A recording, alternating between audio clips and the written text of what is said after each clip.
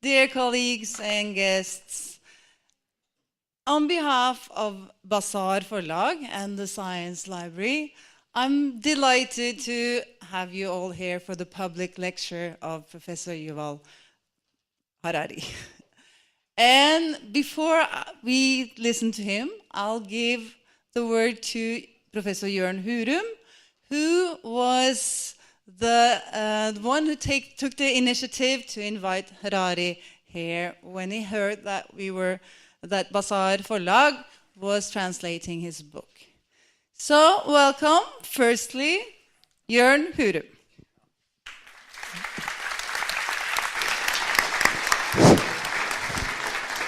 Yeah, well, oh, sorry, that was really loud. Yeah, it's not, I try to read a lot of popular science books every year, and it's not often that I read a popular science book completely and like it. Mostly I end about halfway, but this was a book that was sent to me by the publisher, and I didn't know anything about it, but I started to read. And I read, and I read, and I read. And I think it's one of these really few popular science books that give you a different perspective on life. Yes, it's really big to say that, but for those of you that's not read it yet, I will not disclose too much because Harari will do that in his talk anyway. But really, the thoughts are so big, and the way he puts human history together in a package in one book. I've never read anything like it. So I really hope that you will appreciate the talk now and also read the book afterwards, because it's it made a lasting impression on my way of thinking, really. And hopefully that will also be part of the discussion after Harari's talk. So with no further ado, I'm not going to stand here and talk a lot. I'm a big fan. So I'm looking forward to your talk, Yuval. Welcome. Thank you.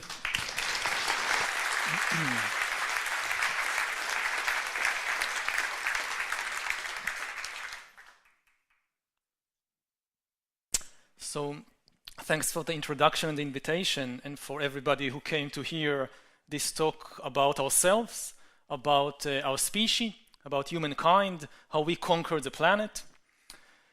If we go back around 70,000 years, then we find that our ancestors, Homo sapiens, that lived in East Africa back then, were insignificant animals. The most important thing you need to know about our ancestors is that they were unimportant animals. Their impact on the world, on the ecological system, was not much greater than that of chimpanzees or fireflies or jellyfish or woodpeckers or many other species of animals. If you look at the world today, you find that we dominate this planet.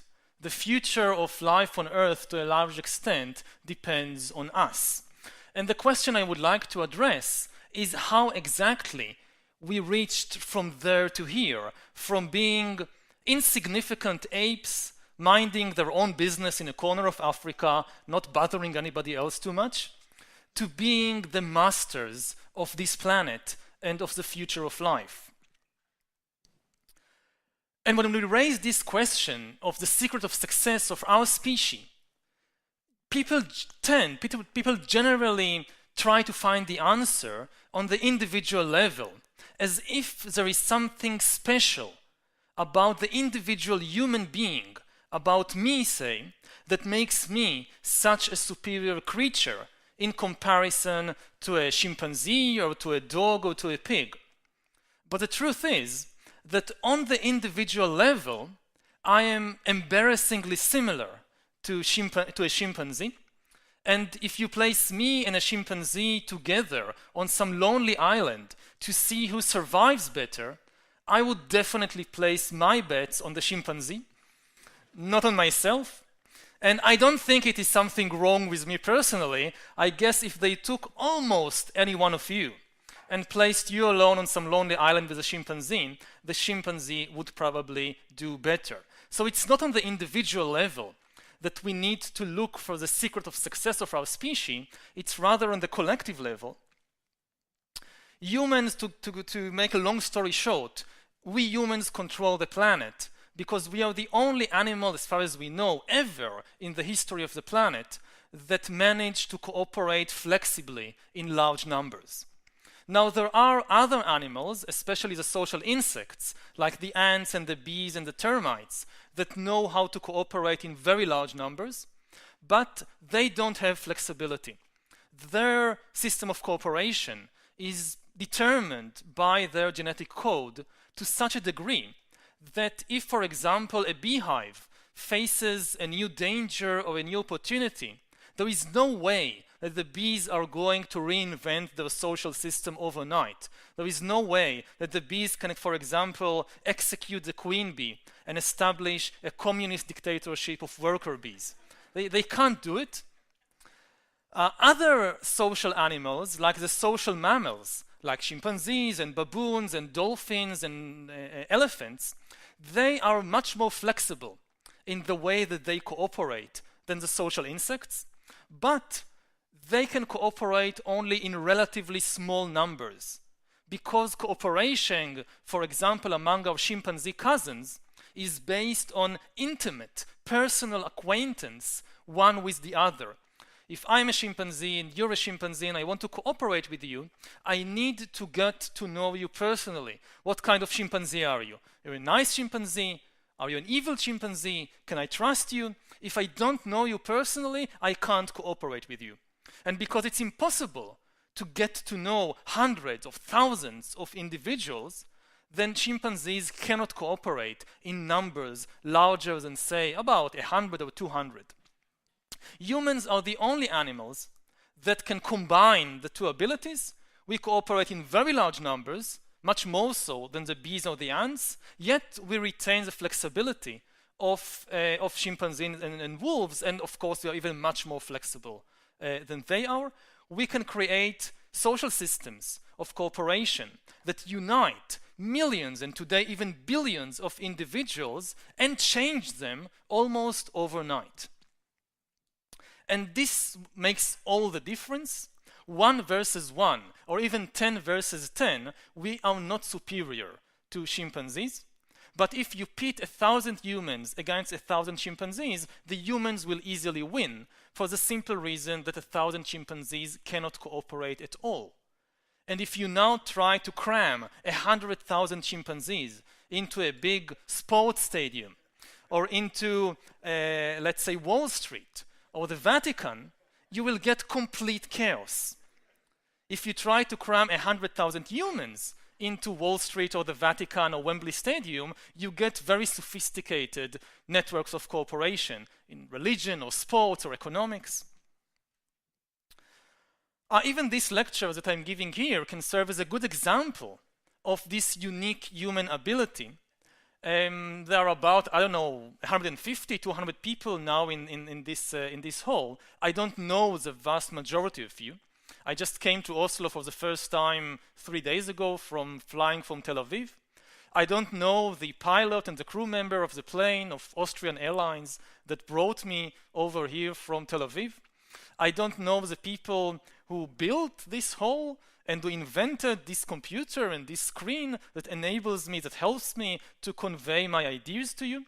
I don't know all the people who wrote all the books and articles that I've read in preparation for this talk. Even though all of these people are strangers, we don't know each other, nevertheless, we can cooperate effectively in order to create this global exchange of ideas. This is something that chimpanzees, again, cannot do. Chimpanzees certainly convey information to one another, but you never see a chimpanzee leaving his band and going to the territory of a distant chimpanzee band to give them a talk about bananas or about elephants or about humans or something else that might interest chimpanzees. It never happens. Of course, cooperation is not always nice. We usually associate cooperation like with Sesame Street, where we teach children to cooperate and be nice to each other, but should be emphasized that cooperation is also responsible for all the terrible things that humans have been doing throughout history, whether it's armies or slaughterhouses or prisons or concentration camps. All of these are also examples of unique ways of mass cooperation that only humans have. Chimpanzees don't have slaughterhouses and prisons and concentration camps. It's uniquely human ways of cooperating.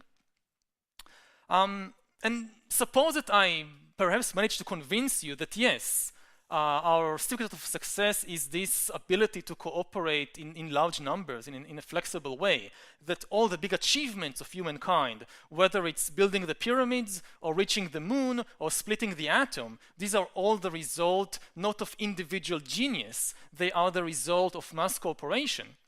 The next question, which almost always pops up in the mind of an inquisitive audience, is what enables humans, alone of all the animals, to do it, to cooperate flexibly in large numbers. And the answer, at least the answer that I can give you, is the human imagination. And in particular, the ability to invent fictional stories and spread them around. If you examine any large-scale human cooperation, you will always find some fictional story at its basis. And this is, a uniquely human ability. You can never convince a chimpanzee to give you a banana by promising him that if you give me this banana, after you die, you'll go to chimpanzee heaven, and there you will receive lots and lots of bananas for your good deeds here on earth, so now give me this banana. No chimpanzee will ever believe such a story. Only humans can believe such stories, which is why we control the world and not the chimpanzees. As long as millions of people all believe in the same story, they all follow the same laws, the same norms, they all believe in the same values, and this is what enables even complete strangers to cooperate effectively.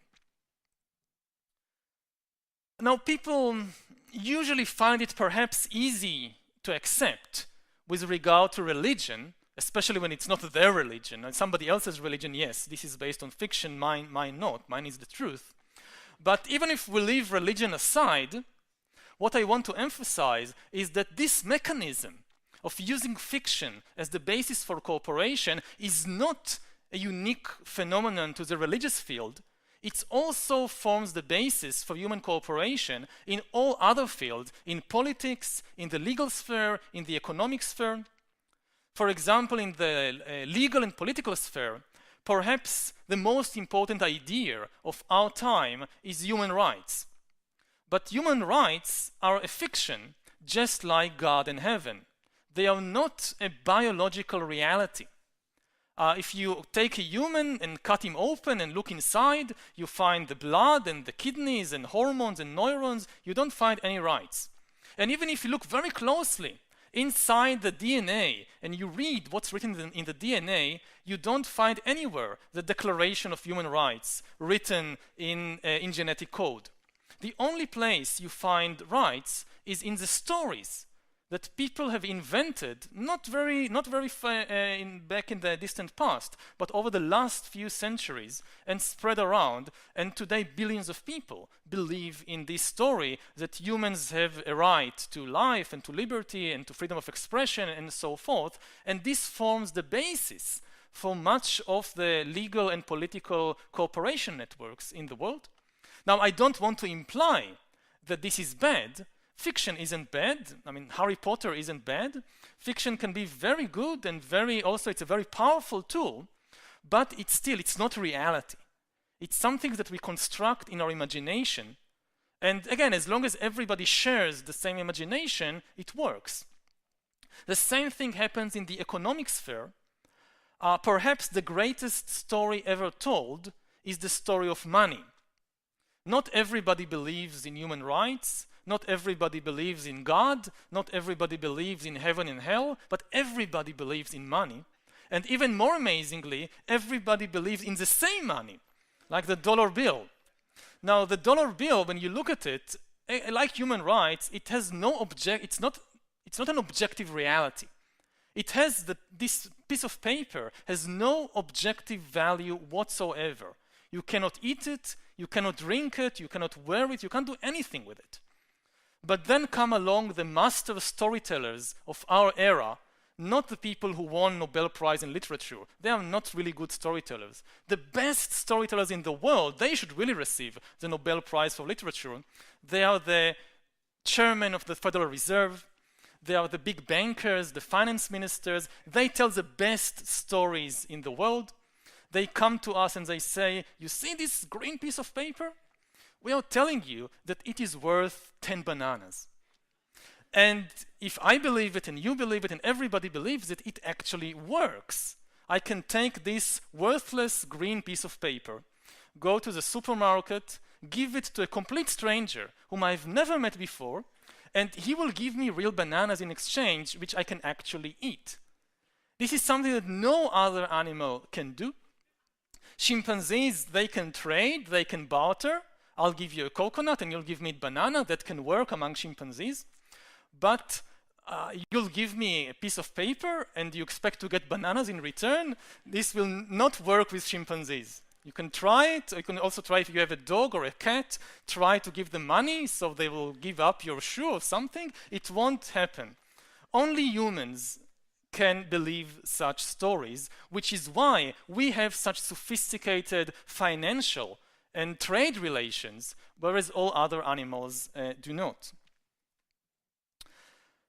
Now, what should be emphasized is that it's not easy to construct and to spread these stories. The difficulty is not in telling the story. The real difficulty is, of course, in convincing everybody to believe in the same story. If each person has a different story in the mind, it won't work. You need to implant the same stories in the minds of everybody, otherwise you can't form a system of cooperation. And much of history revolves around the question, how do you make millions of people believe in the same fictions? How do you make millions of people believe in the dollar bill and not in some other kind of currency, like the Bitcoin? How do you make millions of people believe in one God and not in a different God? This is a very difficult thing. Again, much of history revolves around this question, and of course it doesn't always succeed. Many of the big conflicts in history are exactly about that. People sometimes think that humans fight for the same reason that other animals like chimpanzees fight. Chimpanzees fight over territory, chimpanzees fight over food, and people think these are the same, this is for the similar reason that also humans fight. And there are maybe a few rare occasions when humans fight for territory or food, but this is very, very rare. The vast majority of wars and revolutions and conflicts in history were not about territory, they were not about food, they were about fictional stories in the mind of people. I come from Israel, so I know something about conflicts at first hand. And if you think that the Israeli-Palestinian conflict is about territory or food, you're mistaken. There is no objective shortage of land between the Mediterranean and the Jordan River. There is enough territory to build houses and schools and hospitals for everybody. There is no objective shortage of food. There is enough pita bread and falafel and hummus to feed everybody until they puke. I mean, there is no shortage of objective shortage of food. The real problem is that you have two groups with two very, very different stories in their mind, and they cannot agree on a single story that both can accept and identify with. To take a counterexample from European history, 100 years ago, Europeans were killing each other by the million in the First World War. And after it ended, they again killed each other by the million, even more, in the Second World War. In the second half of the 20th century, in the early 21st century, Europe became one of the most peaceful places ever in the history of humankind. What made the difference? Not the discovery of more land. It's not that suddenly new land emerged from the North Sea and they could divide it. You Germans take a bit, and you French take a bit, and now you'll be happy. No, there was no more new land. What happened is that Europeans managed to come up with a new story and a new identity, which most Europeans were able to accept and be relatively happy with. So this was the key to the very big change in the political history of Europe over the last century. We can say then, as kind of summarizing what we've covered so far, that humans are really unique animals and they dominate the planet because we live in a dual reality. All other animals live in an objective reality. The reality of chimpanzees consists of objective entities like rivers and trees and mountains and elephants and lions. These make up the world of a chimpanzee. We humans, we also, of course, live in an objective reality. In our world, too, there are rivers and trees and lions and elephants. But over the last tens of thousands of years, we have constructed on top of this objective reality a second layer of fictional reality, a reality consisting of fictional entities like nations, like churches, like gods, like business corporations. And over time, the amazing thing is that these fictional entities became more and more powerful, so that today they are the most powerful forces in the world. Today, the very survival of elephants and lions and chimpanzees and rivers and forests depends on the decisions and wishes of fictional entities like banks, like nations, like the European Union, like the United States. All these things exist only in our mind, in our imagination, in the stories that we tell, and nevertheless, they now determine the fate of more and more of the ecosystem. Now we see then that the human domination of the world is not really a matter of individual genius, and it's also not strictly a matter of technology. Yes, of course, humans dominate the world because they have all this amazing technology of trains and airplanes and computers and nuclear weapons and so forth. But technology by itself is never enough. You always need to combine technology with cooperation. You cannot invent and produce and use sophisticated technology unless you somehow manage to build systems of cooperation that unite thousands or millions or billions of human beings. And in order to establish such cooperation, you need a good story. You need an ideological story or a religious story that people would accept, would believe. In order to build, say, the Great Wall of China, of course, you needed some technology, maybe of metal tools and all kinds of things like that. But this by itself would never have been enough if the Chinese were not able to use fictional stories in order to unite millions of people into a single empire. Now, as we look at the development of history over the last 70,000 years, what we see is a complex relationship between technology on the one hand and religions, ideologies, and other kinds of stories on the other hand. Technology, of course, is often the basis for the new powers that humankind have acquired. But every step forward, every new technological revolution also upsets the systems, the old systems of cooperation. And unless people can find good stories to replace the obsolete old stories, the technology by itself only results in chaos, not in a real increase in the power of humankind. Because you must find a way under the new technological conditions of still making millions of people to cooperate. A good example is the Industrial Revolution of the 19th century. In the 19th century, humankind gained mastery over new technologies, new powers, like the steam engine, like electricity, like radio, like the internal combustion engine. But the immediate result of all these inventions was to create a lot of social and political chaos. The transition from traditional societies to modern industrial societies was extremely hard and difficult. New classes of people emerged, especially the urban proletariat, which people didn't know what to do with. And much of the political history of the 19th and 20th century revolved around the new problems of industrial society, which could not be solved, could not be answered using the traditional ideologies, religions, and stories of humankind. Of course, one of the first reactions, always, to such technological upheaval and such social upheaval is to try to go back to the old stories and to find some security. When there is change, most people, especially beyond a certain age, they don't like change. They're used to the world as it is. They don't like change. When there is a big change which destroys old institutions, old ways of life, and creates completely new religions, people first of all try to hold on to something stable, to find security. And therefore you often find that such revolutions are accompanied by a wave of fundamentalism. Fundamentalism means looking for a fundament, looking for a basis, and trying to go back to something that seems eternal, secure, that can protect us against all these changes. This happened in the 19th century during the Industrial Revolution.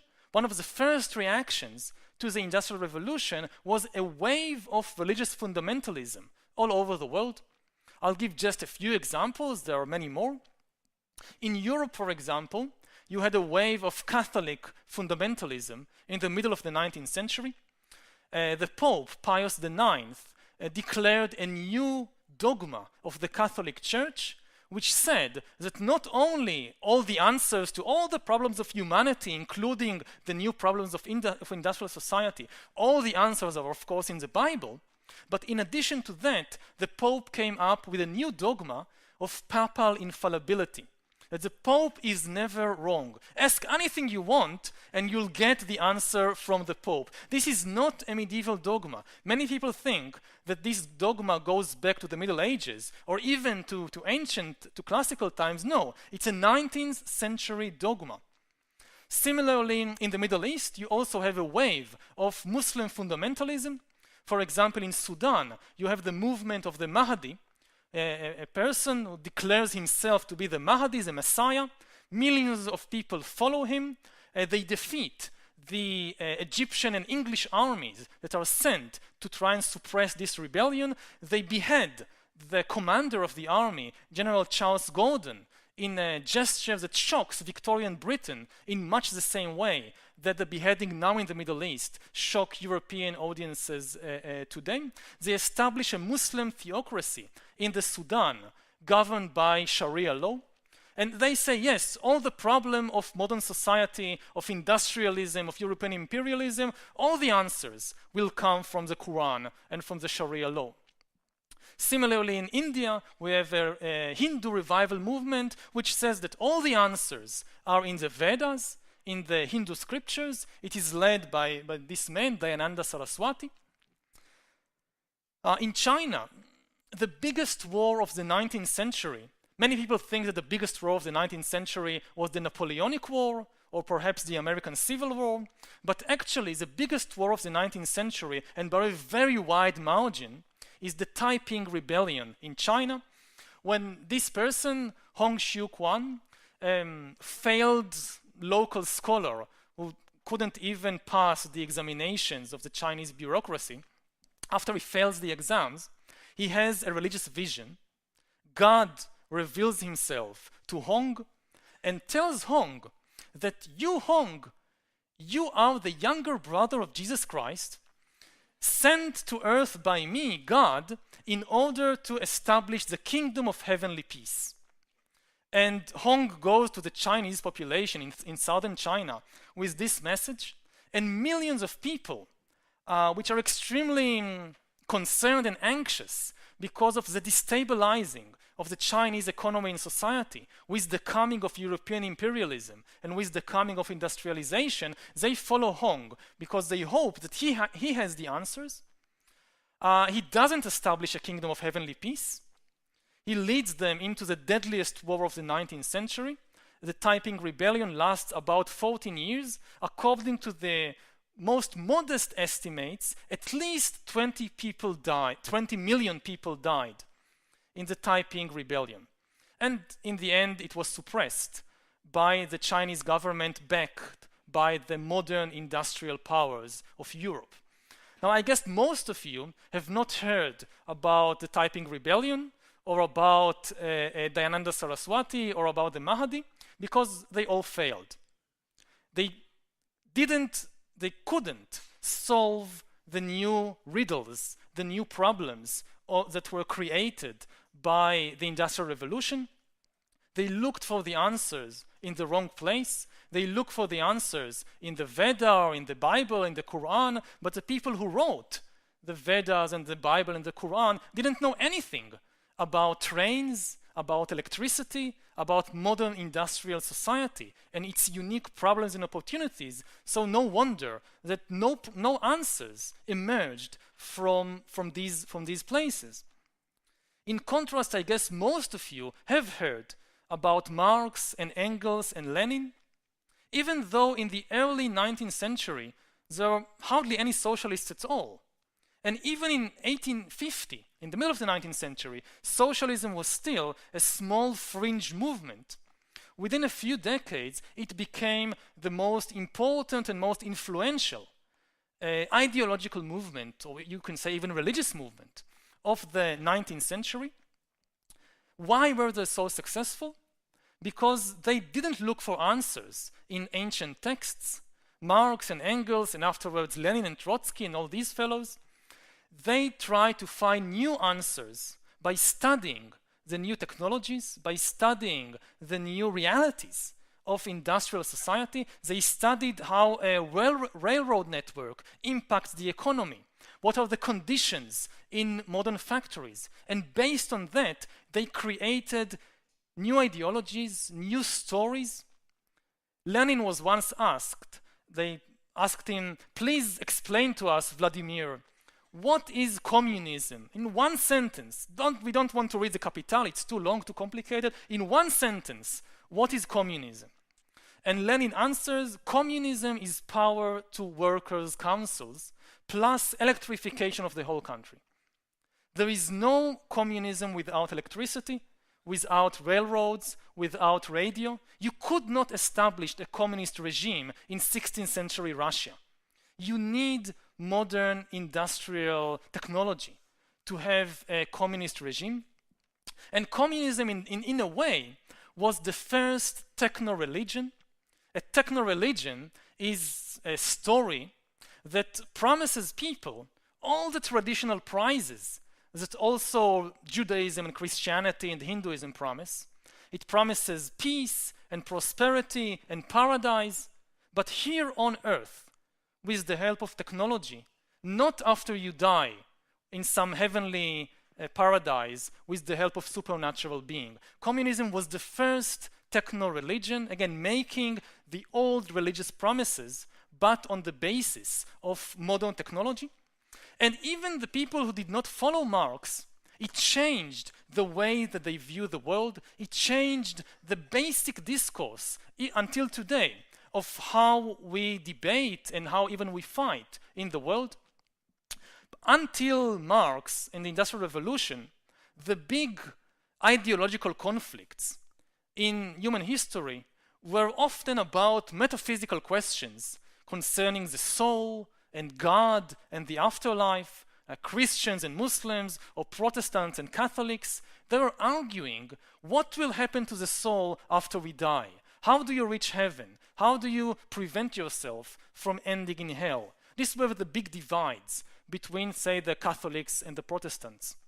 Ever since Marx and the communists and the Marxists, the big divides, the big ideological divides of humankind are no longer about the soul, or about the afterlife, or about God. They are about technology, about the economy, about production methods. In the 1960s and 1970s, say during the Cuban Missile Crisis, humankind almost destroyed itself and much of the ecological system in an argument about production methods, not in an argument about the soul and God and the afterlife. Now, all this is very relevant to what's happening today in the world because we are on the verge or in the beginning of a new industrial revolution. If in the 19th century humankind gained mastery over the power of steam and oil and electricity, then in the 21st century we are gaining mastery over the new powers released by biotechnology and computer science. And this revolution will probably be far more influential, far more radical than anything that we saw in the 19th and 20th century. Back then, in the Industrial Revolution of the 19th century, the new powers of steam and electricity and so forth, we humans used them in order to produce food and textiles and vehicles and weapons. Now in the 21st century, the main products of the new revolution will not be textiles and vehicles and food. They will be bodies and brains and minds. These are the main products of the 21st century human economy.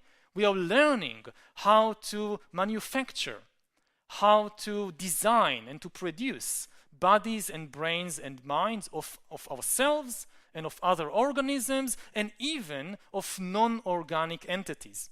After 4 billion years, during which life was confined to the relatively small realm of organic compounds, now life is about to break out into the vastly larger empire of inorganic stuff. And after 4 billion years in which all creatures, whether dinosaurs or amoebas, were made solely of organic compounds, in the next few decades we are likely to see the emergence of non-organic life. And the greatest revolution not only in history but also in biology. And all of this will of course create huge disturbances in human social systems, in human political systems, in the story that we tell ourselves in order to manage billions of people on a single planet. It will present us with enormous new opportunities as well as with unprecedented dangers and threats. On the one hand, we'll have the possibility of upgrading humans into superhumans. If we are giving up on gods, but we will turn ourselves into new kinds of gods. We'll maybe acquire divine abilities through ourselves. At the same time, the same technology threatens to create new unprecedented gaps between different human classes or castes. Previously in history, all class division was legal, economic, and political, but it was never biological. There was never any real deep difference on a biological level between the kings and the peasants, between the upper caste and the lower caste. In the future, however, in the not too distant future, we may for the first time see humankind splitting into different biological castes, with real differences in physical and cognitive abilities between the rich and the poor, or between the elite and the masses of the population. At the same time, we may see, for example, the emergence of new classes of people, just as the 19th century created a new massive class of the urban proletariat, and much of subsequent political history revolved around the question what to do with this new class of the urban proletariat. Similarly, in the 21st century, we may see the emergence of a new massive class of useless people. People who have absolutely no economic value. It's estimated that within, say, 30 years or so, up to 50% of the jobs in the job market will be taken over by artificial intelligence and computers. Everything from driving taxis to diagnosing diseases to even teaching artificial intelligence will be able to do better than humans, there will be, of course, new jobs created, which we don't know of today, but even the new jobs might be performed far better by artificial intelligence than by humans.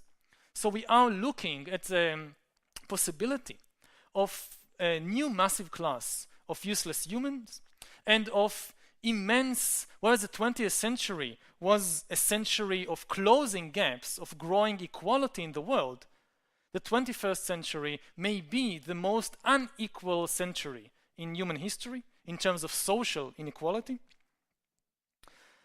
Not surprisingly, then, we also see now a new wave of fundamentalism in different places around the world, not only in the Middle East, and it's the same basic reaction.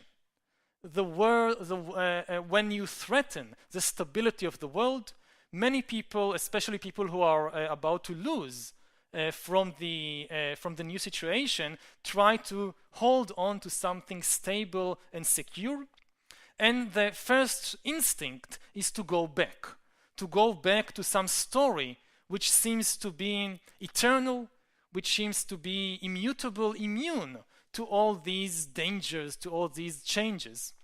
But as happened in the 19th century, also in the 21st century, it's very unlikely that the answers to questions, to the new questions, will come from this fundamentalist wave. If we are asking ourselves how to face the threats and opportunities of things like genetic engineering or artificial intelligence, we are not likely to get the answers from the Bible or from the Vedas, because the people who wrote the Bible and the Vedas and the Quran and so forth didn't know anything about genetics and didn't know anything about computers. So it's not surprising that the answers are not there. Instead, we'll probably see the emergence of completely new ideologies, completely new religions, completely new stories. Not even socialism and liberalism have the relevant answers. They are ideologies adapted, fit to the conditions of industrial society, of 19th and 20th century industrial society. They don't have the answers to the new problems of the 21st century.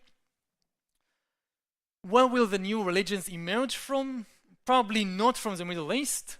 If you are looking for the new Muhammad or for the new Lenin, he or she is probably in Silicon Valley and not in the Middle East. This is where the new techno-religions are emerging from. Just as communism promised paradise on earth with the help of electricity and steam power, so now you see the emergence of new religions, new techno-religions that promise paradise on earth with the help of genetic engineering and artificial intelligence and computer algorithms and so forth. And they are much more ambitious than anything we've previously seen throughout human history. To give just one example before I wrap it up and leave time for the discussion. For the first time, even Lenin and Marx, with all their ambitions, never went as far as promising people immortality. Yes, paradise on earth, but eventually, even in the socialist paradise, you die. And they kept their mouth shut about what's happening to you after you die. But the new techno-religions that we see emerging from Silicon Valley and similar places across the world, they even promise immortality here on Earth with the help of technology. For example, Google has established 2 or 3 years ago a sub-company called Calico, whose stated mission is to solve the problem of death. Just as we solved all these other technical problems, we are going also to solve this nasty problem of death. Throughout history, people assumed that death was some kind of metaphysical phenomenon, that we die because the gods or the single great creator God decreed that we must die, and there is nothing we can do to change that. Maybe when Jesus comes back to earth, or when the Messiah comes, then we can overcome death, but not before then. Now, more and more scientists are having second thoughts about this defeatist approach. They say we don't need to wait for Jesus Christ to come back to earth in order to overcome death. A couple of geeks in a laboratory can do it. If you just give them enough money and enough time, they can do it. Death is not a metaphysical phenomenon. Death is simply a technical problem. Why do people die? They don't die because the angel of death suddenly appears and taps them on the shoulder and tells them, come with me, like in an Ingmar Bergman movie. No, people always die because of some technical problem, like the heart stops pumping blood, or cancer is spreading in your liver or something like that. And science says that every technical problem has a technical solution. Maybe we don't know the solution yet, but given enough time and money and energy, we can find this solution. True or false, I won't go into this here, but certainly the new stories, that the most amazing and fascinating stories which might serve as the basis for a new systems of cooperation in the 21st century world, we are beginning to see them emerging from places like Silicon Valley. I would end then on this tension, on the note of this tension between technology and storytelling, and emphasizing that good technology is never enough. Humans don't dominate the planet because they know how to produce very sophisticated technology. If they don't match this technology with good stories, the result is chaos. The result can be complete destruction. Technology is neutral. It can, technology is never really neutral. It changes the world, but whether it changes it for good or evil really depends on the stories that people believe and the stories that people use in order to organize themselves. I think we can say without any doubt that in the 21st century, we will see amazing new technology, better than anything, much more powerful than anything we've seen previously in history. The really big and interesting question is whether we'll be able to produce good stories to match this wonderful technology. If not, it's going to be very bad news, not only to human beings, but probably to almost all other organisms on the planet. Thank you very much.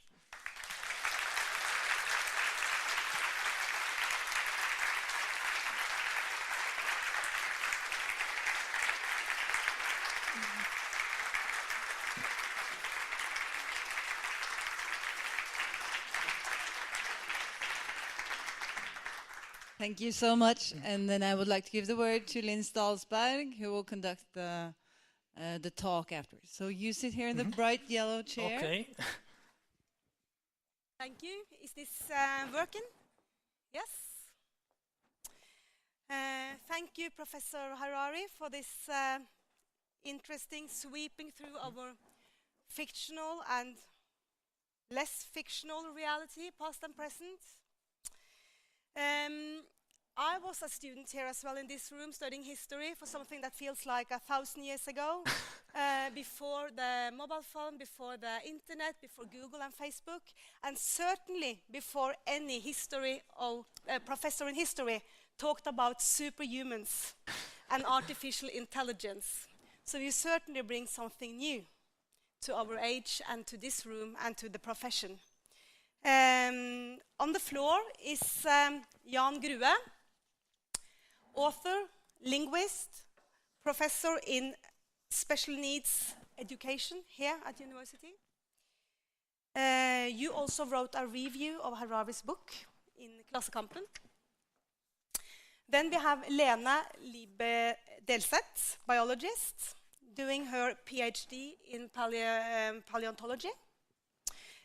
She's also a concerned scientist, I reckon, talking about environment, and she blogs about her work for anyone who wants to read.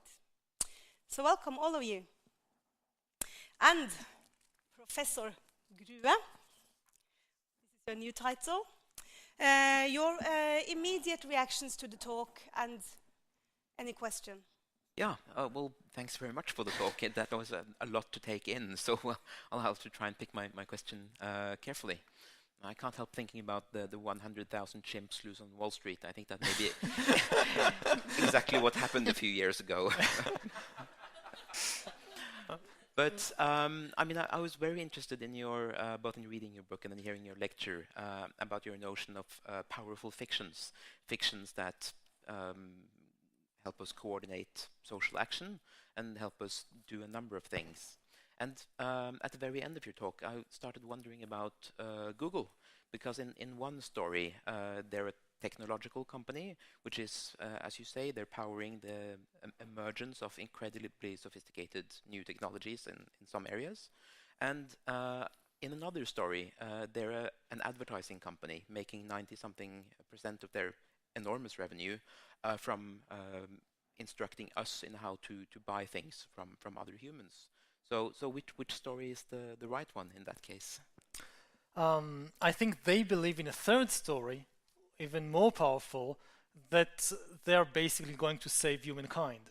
Yeah. That they are the new leaders or the new gurus, that what governments are not doing, which is thinking seriously about the future of humankind, then it's left to the free market.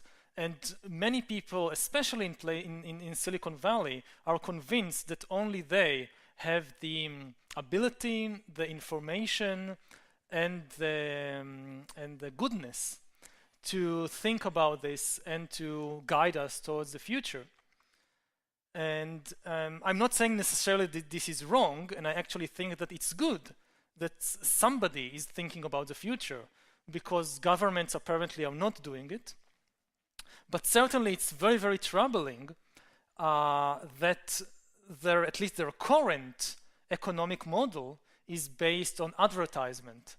I think that this is a very worrying situation when so much power is concentrated in the hands of a corporation, most of whose revenues comes from convincing us to buy things we don't really need necessarily. Delseth. Here we have a professor in history, and you're a biologist, and he's kind of entering your field of study, claiming it very confidently as well. What is your reaction to what you heard today? I really, really like the book, and I found it very interesting that you're actually, in a real way, combining history and biology and trying to see these two things together and to tell a story that is it's properly linked, these two fields. So I've been actually very curious about how you did this, and because I think it's very inspiring that it's possible to combine the natural science and humanities in this way. So I was just wondering if you could tell us a bit more about how did you do it? How difficult is it? Because sometimes you think that this is a very big divide between these things, but I think your book is proving otherwise. I think the basic realization is that humans are animals, and we share so much of our instincts, of our emotions, of our desires with other animals, especially other social mammals, that you cannot really understand history and you cannot really understand human society unless you take it to heart that we are part of the animal kingdom. We are not something set apart. Now, of course, you have to resist the temptation to go all the way and to say, okay, so we just need biology and we don't need philosophy and art history and history. If somebody knows biology, he can explain everything, or she can explain everything. This is, of course, not true. There are still differences between us and other animals. Simply knowing our evolutionary history, simply knowing our genetic code and the way that the body functions, wouldn't explain historical phenomena like the rise of Christianity or like the Second World War. There are no strictly biological explanations to such phenomena. So you have to find a middle way. The way that the curriculum in academic institutions is today makes it very, very difficult. As you say, You're all the time pressured to specialize in narrower and narrower fields. Not only biology and history, but even if you specialize in history, so nobody really specializes in history. I for example, specialize in medieval military history. This was my initial field of study and research, things like the Crusades and the 100 Years' War. And you're constantly encouraged not to stray out of very limited boundaries, because nobody is going to write a PhD on the history of the world, and it's extremely difficult to publish articles on wide subjects. The academic world is still governed by the laws of publish or perish, and if you want to publish, then you usually have to focus on, at least at first, on a very, very narrow subject, and then it's a vicious circle, because you get your scholarship or you get your position in university because you're an expert in medieval military history. So they expect you to give classes on medieval military history and to train students in that. And then you're caught in the circle, and suddenly breaking out and starting to read or be interested in biology is very difficult. I don't have an institutionalized answer. On my part, when I got my, how do you say in English, tenure at the university, then I was free of the publish or perish cycle. They couldn't fire me anymore. So even if I don't publish, I won't perish. And this was the moment that I said, okay, now I can do whatever I want.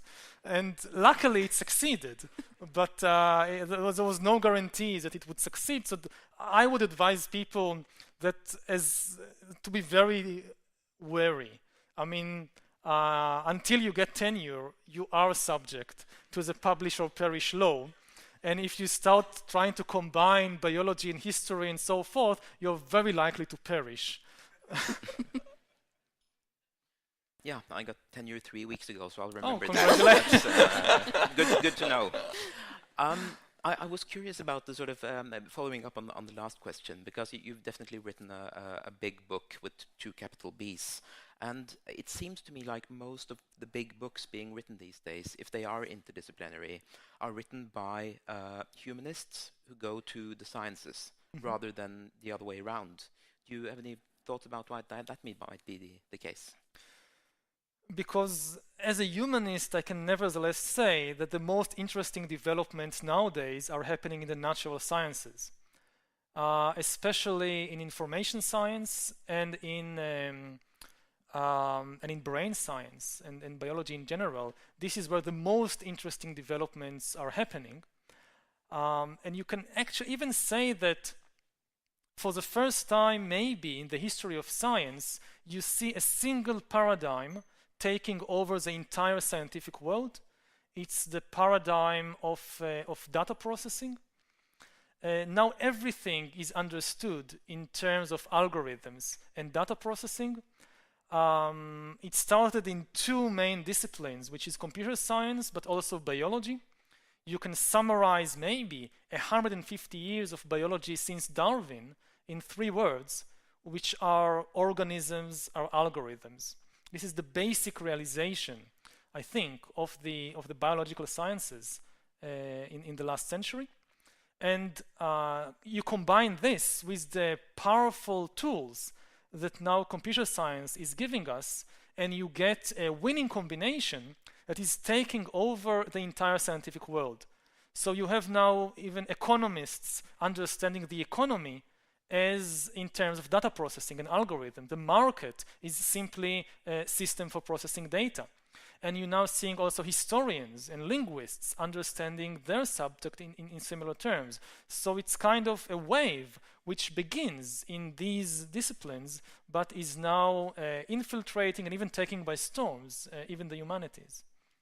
Thank you. Could I just briefly follow up on that? Because it makes me wonder, and I think you are quite right in describing these immensely important forces within the sciences, and that makes me wonder what the role of a traditionally trained humanities person such as yourself will be in interacting with these massively influential disciplines, because the humanities have traditionally been about, as opposed to numbers, have been about language, thinking through language and developing a critique through language. So what space is available for that kind of role today?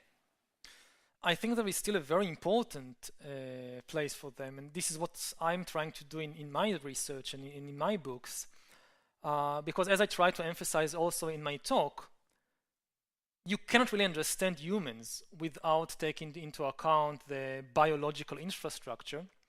But if you miss the cultural, the fictional bit, you cannot really understand anything.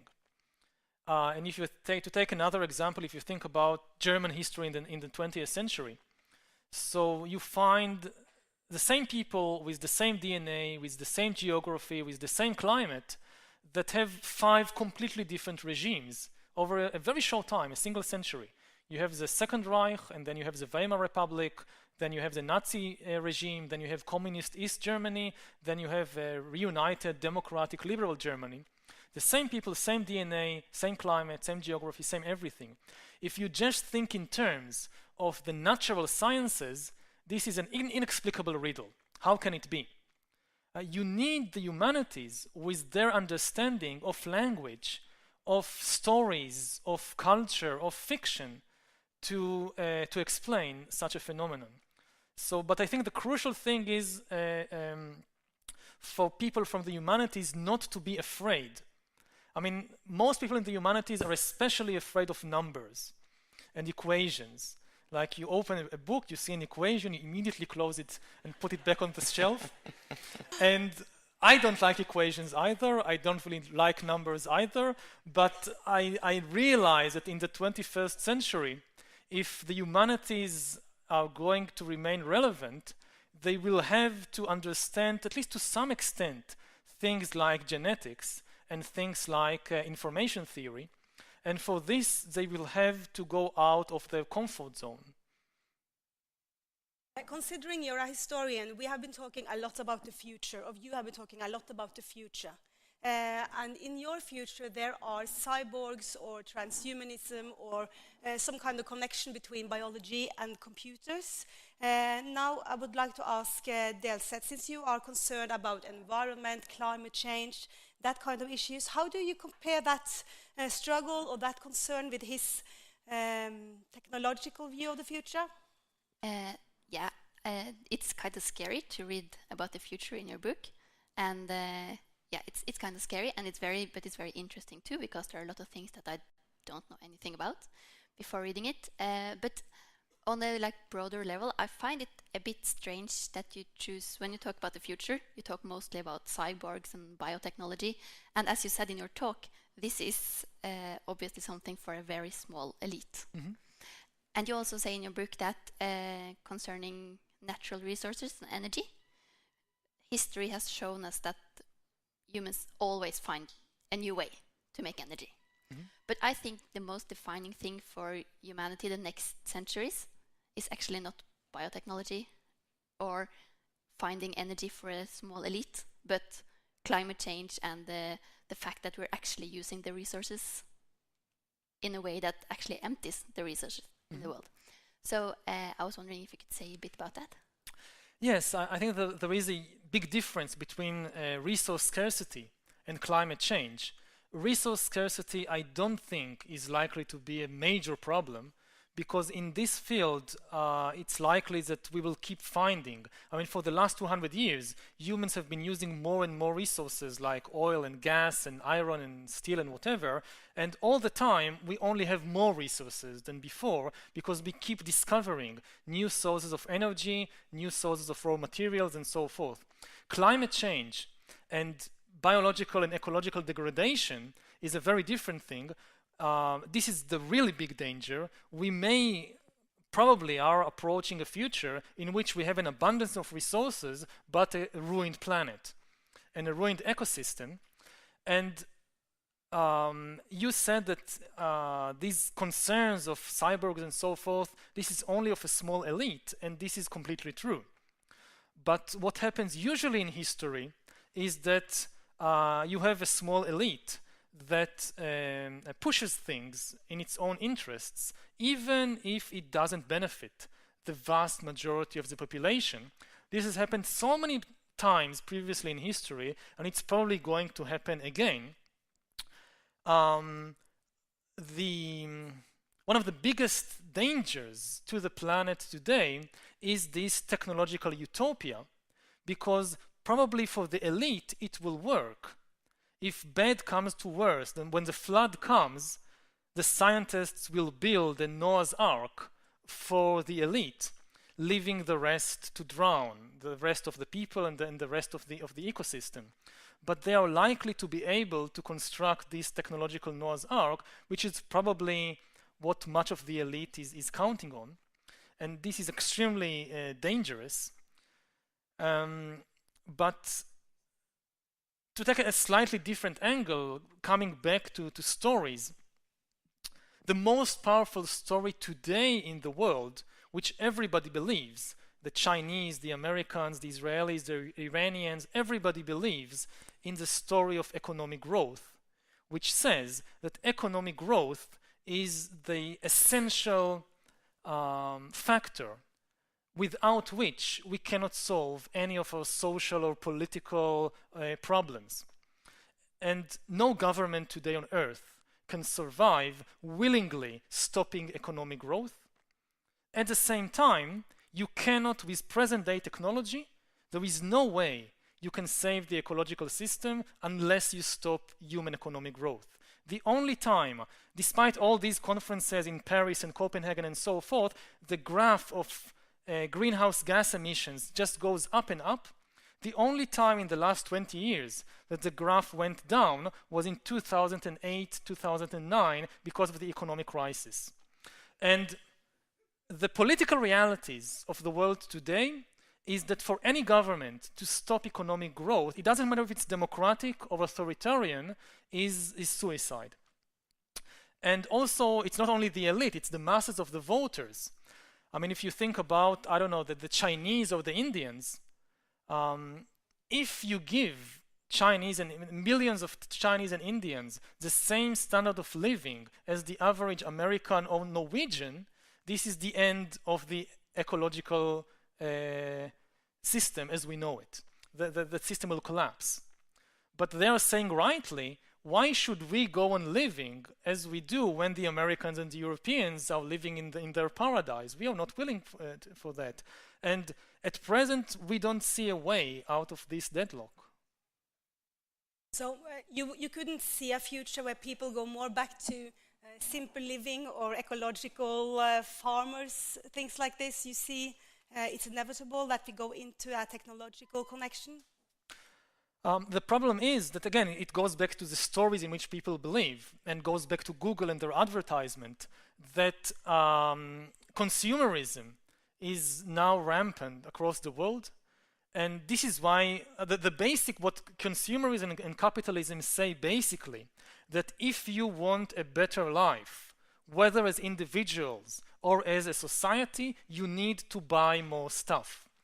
And in order to buy more stuff, you need to produce more stuff. That's a very simple story. As long as people believe in that, you cannot really stop the destruction of the planet. Now, giving up this story and saying, no, I can be happy with less, I can be happy without buying more stuff, it will be a very difficult job convincing billions of people around the world, especially when you have Google and all these other corporations whose entire model is built on convincing people just the opposite, that they must have more stuff in order to have a better life. But who can create a new story? Who can be the new storytellers? Couldn't that be you? It's extremely difficult. I mean, as I said, the difficulty is not in inventing the story. Everybody can invent a story. But how to convince billions of people to believe in your story, especially given the odds, it doesn't seem that humankind is about to change the story in which it believes. Probably only a crisis or a catastrophe could trigger a real change in human thinking. We can only hope that it would not be late. It would not be too late by then. Do you agree with this? Well, I think there is let me put it this way, there's an interesting tension in your book between the power of stories on the one hand, and then on the other hand, the sense that technology and to some extent economic forces are more or less deterministic. So it makes me uncertain about how you feel about the genuine power of stories, because if they can't really be changed, then why should we care about them? Well, they can be changed. It's just very, very difficult because there is no simple relationship between the economic and material sphere and the sphere of stories and imagination and fiction. I mean, Marxists, for example, have a very simplistic view that the economy, the material basis, comes first, and everything else, all the stories, all the ideologies, they are just a superstructure determined by the economic basis. And then you have idealists who think the other way around, that no, the stories, the culture is the basis, and the economy is just a byproduct. And most likely, you have kind of a circular relationship between the two. Each is influencing the other, and you cannot say this is more important or this is more basic. The kind of stories you can tell and convince people to believe cannot be divorced from the technological realities and the economic realities of the day. On the other hand, technology is never deterministic. With exactly the same technology, you can construct completely different societies. With the technology of the Industrial Revolution, you could construct a communist society, you could construct a capitalist society, you could construct a fascist society. The technology itself, the trains, the radio sets, the cars, did not tell you what to do with them. This was the job of the storytellers. On the other hand, the storytellers could not just tell any story they wanted. If you, in 1900, you began to tell a story of some hunter-gatherer tribe, say from 20,000 years ago, it was simply irrelevant to the realities of the people. So you have this tension, this complex relationship all the time, and the technology and the stories, they cannot separate from, they cannot stray away from one another too much. Well, what is not fiction but fact is that we only have like a couple of minutes left of this talk before we all walk the green carpet to the book signing. So I will give you all the last words of this session. I'll start with you, and then you, and then the main person. Yeah, first of all, I would very much like to thank you for an amazing book, again, and a very interesting talk. And I also want to ask for a challenge, because I was presented first as a biologist, but I'm the type of biologist that care mostly about our past. I work with fossils that are 150 million years old, so I'm kind of like a historian in biology. And in the book, you give a lot of, I think, inspiration to historians on what they should work more on. And it's quite obvious what the biologists working on biotechnology will be spending their days on. But what would be your challenge for people like me, people who work with understanding the past of the Earth? I think there are two challenges. First of all, to try in your research also to find or to work with the more immaterial aspects of animals, of the animals or even plants whose fossils you work with, and try to find the deep history of ideas, of emotions, of social relations, usually the most difficult things to see in a fossil. And on the other hand, which is true of all realms of science, to see what is the impact of your findings on the society and politics of today. That the job of the scientist is not simply, okay, I have this technical field, I discover what I discover, I publish a paper and my job is done. But to go like the extra mile and see what are the implications or potential implications of my work for the way people view the world, for the ideologies, for the religions, for the stories that shape our life.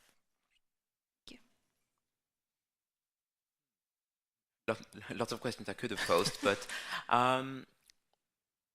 for the humanities person working today, I mean, for scientists, it's possible to publish narrowly and still be part of big, relevant projects. How is it possible to be a successful humanities or social sciences person without writing a book like yours?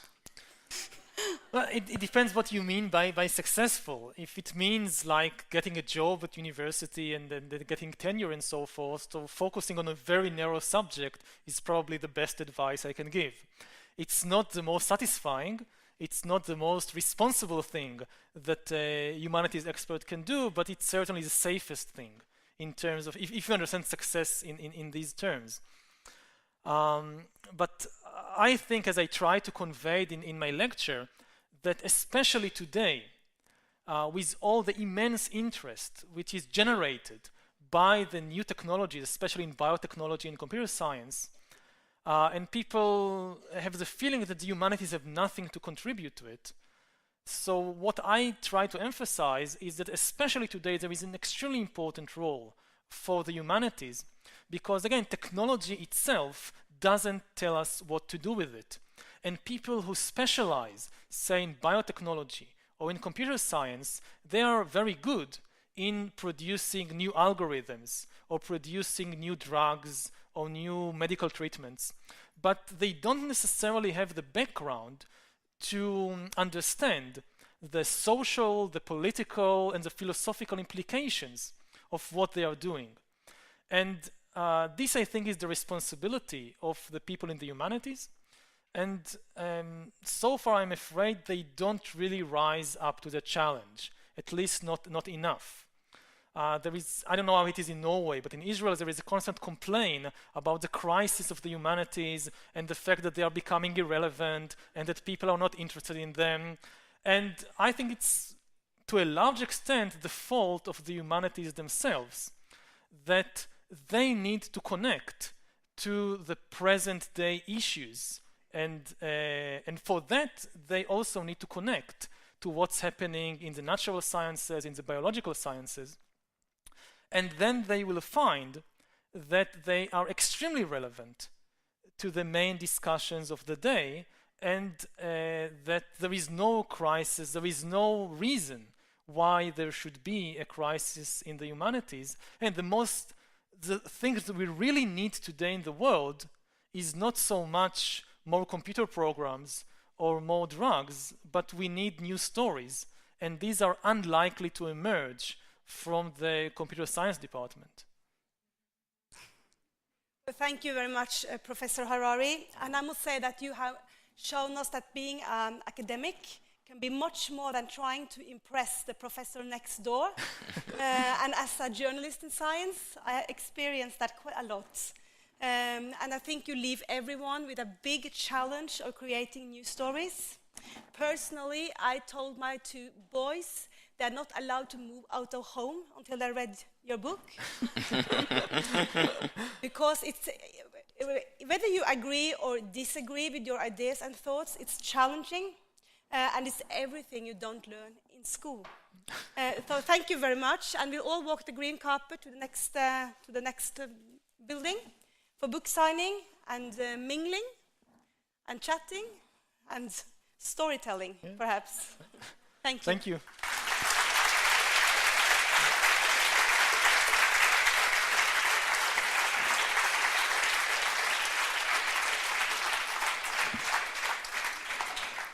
Thank you. Varsågod.